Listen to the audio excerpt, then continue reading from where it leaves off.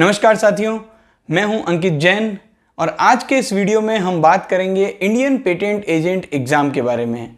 Recently Indian patent agent exam 2020 जो कि 2022 में कंडक्ट हुआ, 2020 में ऑनलाइन एप्लीकेशन फॉर्म निकाले गए थे और उसके बाद ड्यू टू कोविड ये एग्ज़ाम 2022 में हुआ। तो 2020 में जब एग्ज़ाम के फॉर्म आए थे तब मैंने भी अप्लाई किया था और recently Indian patent agent exam का फाइनल रिजल्ट आया है और उस एग्जाम को मैंने क्वालिफाई कर लिया है। अब मैं एक रजिस्टर्ड इंडियन पेटेंट एजेंट बन गया हूं।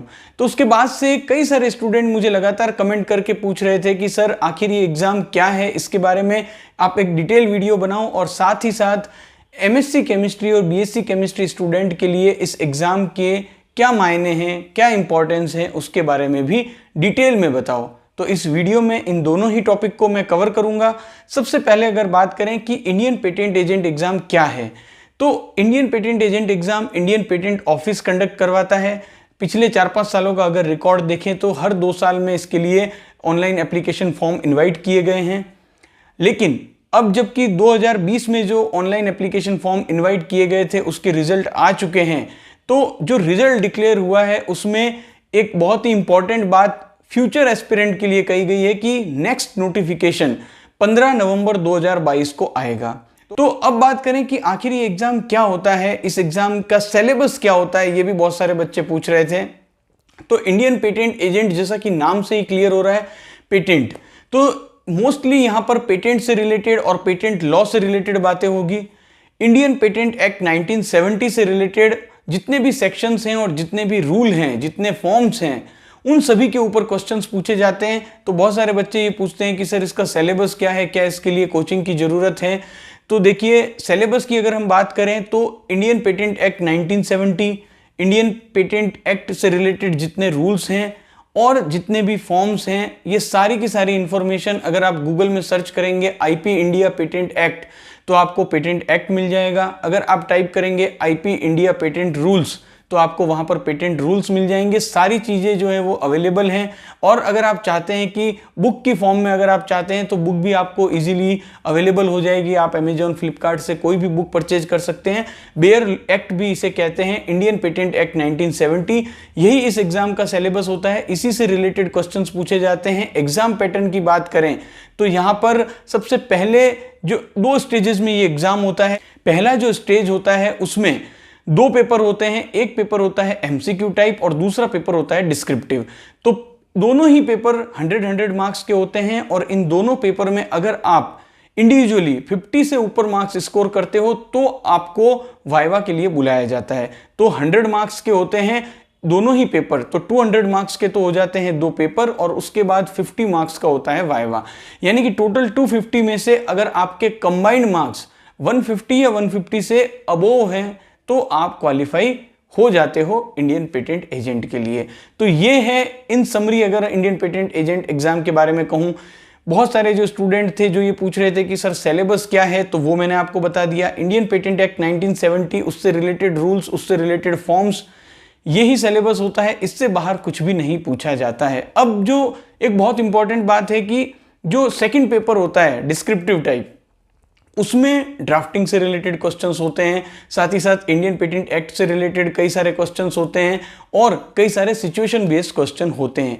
तो एज ए स्टूडेंट जो कि अभी बीएससी केमिस्ट्री या एमएससी केमिस्ट्री कर रहे हैं, उनके लिए उन क्वेश्चंस को समझना थोड़ा डिफिकल्ट हो जाता है, क्योंकि अगर आप आईपी की फील्ड में प्रोफेशनली वर्क नहीं कर रहे हैं तो ड्राफ्टिंग और दूसरे जो सिचुएशन बेस्ड क्वेश्चन होते हैं उनमें आपको थोड़ी बहुत डिफिकल्टी आ सकती है। तो उसके लिए आप YouTube पर कई सारे वीडियोस अवेलेबल हैं और खासकर मैंने एक YouTube चैनल है अभय पोरवाल सर का, जिनके चैनल से मुझे काफ़ी ज़्यादा हेल्प मिली थी। डीमिस्टिफाइंग द इंडियन पेटेंट एक्ट उनकी एक सीरीज है जो इंडियन पेटेंट एजेंट के लिए जो प्रिपेयर कर रहे हैं उनके लिए काफ़ी हेल्पफुल रहेगी। साथ ही ड्राफ्टिंग से रिलेटेड भी कई सारे जो वीडियोज़ हैं वो अवेलेबल हैं। तो ये जो है वो तो बात हो गई कि इंडियन पेटेंट एजेंट एग्जाम की जो है सिलेबस से रिलेटेड। अब एलिजिबिलिटी क्राइटेरिया मैंने पहले भी अपने वीडियोस में बताया है कि 21 इयर्स या उससे ऊपर अगर आपकी एज है तो आप एलिजिबल हैं, और अगर आपने बीएससी किया है, बीटेक किया है तो आप एलिजिबल है, यानी कि साइंस ग्रेजुएट इस एग्जाम के लिए एलिजिबल होते हैं। तो ये जो है वो 2 इंपॉर्टेंट बातें हैं। अब साथ ही साथ एक और भी जो है बहुत सारे स्टूडेंट मुझे क्वेश्चन करते हैं कि सर क्या इस एग्ज़ाम को क्वालिफाई करने के बाद डायरेक्टली गवर्नमेंट जॉब मिलेगी क्या? तो आंसर है नो। इस एग्ज़ाम को क्वालिफाई करने के बाद डायरेक्टली गवर्नमेंट जॉब नहीं मिलती है। ये एक क्वालिफिकेशन है, जैसे आप कोई और डिग्री लेते हो वैसे ही ये भी एक क्वालिफिकेशन है। इस एग्ज़ाम को क्वालिफाई करने के बाद आप रजिस्टर्ड इंडियन पेटेंट एजेंट बन जाते हैं और इस एग्ज़ाम को क्वालिफाई करने के बाद आपको कुछ सर्टेन प्रिविलेजेस हैं जो कि आपको मिलते हैं इंडियन पेटेंट एजेंट बनने के बाद। अब जो दूसरा सबसे बड़ा क्वेश्चन रहता है कि बीएससी केमिस्ट्री और एमएससी केमिस्ट्री स्टूडेंट के लिए इस एग्ज़ाम को क्रैक करने के बाद क्या बेनिफिट रहेंगे। तो देखिए, जैसा कि मैंने अभी पहले भी बताया कि एलिजिबिलिटी क्राइटेरिया इस एग्ज़ाम के लिए है बैचलर डिग्री इन साइंस, यानी कि अगर आप बीएससी केमिस्ट्री कर चुके हैं तो आप एलिजिबल हैं। अगर आप एमएससी केमिस्ट्री हैं और इंडियन पेटेंट एजेंट भी क्वालिफाई हैं तो कई सारे जो कैरियर अपॉर्चुनिटीज़ हैं इंटेलेक्चुअल प्रॉपर्टी फील्ड में वो आपके लिए ओपन हो जाती है। बहुत सारे स्टूडेंट के मन में ये भी क्वेश्चन होता है कि सर कौन कौन सी ऐसी अपॉर्चुनिटी होती है। तो देखिए, अगर आपके पास एमएससी केमिस्ट्री क्वालिफिकेशन है और आप इंडियन पेटेंट एजेंट भी हैं, दैट मीन्स आपके पास केमिस्ट्री की भी नॉलेज है और आपके पास इंडियन पेटेंट एक्ट से रिलेटेड जितने भी रूल्स हैं उनकी भी नॉलेज है, तो इसे हम कह सकते हैं कि एक टेक्नो लीगल प्रोफेशनल आप बन गए हो।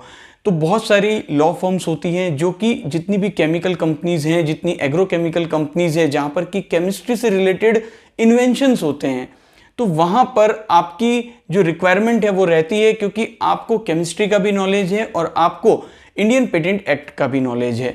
साथ ही साथ कई सारी केमिकल कंपनीज और भी दूसरी ऐसी कंपनीज जहाँ पर कि इनोवेशन होता है, जहाँ पर पेटेंट फाइलिंग होती है और जहाँ पर केमिस्ट्री से रिलेटेड वर्क होता है, वहाँ पर ऐसे टेक्नो लीगल प्रोफेशनल्स की रिक्वायरमेंट रहती है। और आप देखेंगे कि इंडिया में कई सारी जो फार्मास्यूटिकल कंपनीज हैं, क्योंकि इंडिया एक जेनरिक फार्मा का बहुत बड़ा हब है, तो यहाँ पर बहुत सारी फार्मास्यूटिकल कंपनीज हैं जिनमें कि अपना खुद का आईपी डिपार्टमेंट है, वहाँ पर आपकी रिक्वायरमेंट रहेगी।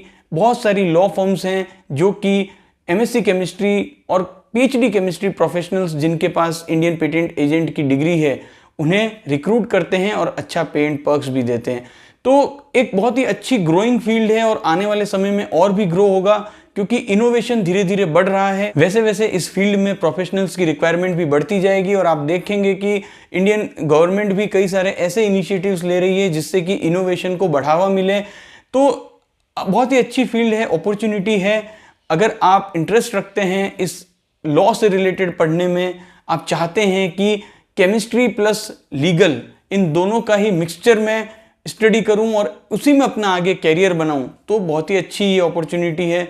आई होप कि इस वीडियो में इंडियन पेटेंट एजेंट से रिलेटेड जो बेसिक डाउट होते हैं आपके मन में, उन सभी को मैंने सॉल्व किया होगा। और इसके अलावा भी अगर आपके मन में कोई डाउट है तो आप मुझे नीचे कमेंट करके कमेंट बॉक्स में पूछ सकते हैं। Thank you for watching this video.